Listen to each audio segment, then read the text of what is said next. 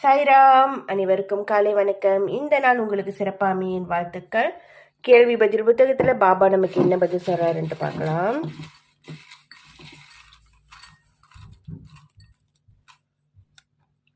(271)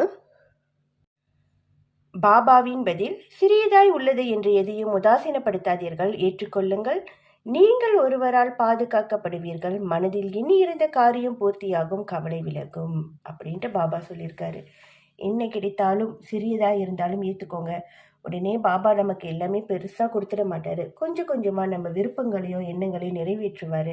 சிறியதாக இருக்குதுன்ட்டு உதாசீனப்படுத்தாதீங்க.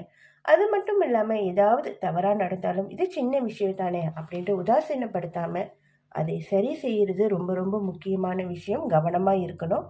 ஒருவரால் பாதுகாக்கப்படுவோம்னு சொல்லியிருக்காரு பாபா. நம்ம கூடயே இருந்து நம்மளை பாதுகாப்பார். கவலைப்படாதீங்க. நம்ம எண்ணி இருந்த காரியம் கண்டிப்பாக பூர்த்தியாகும். பாபா துணையாக இருக்கிறார்.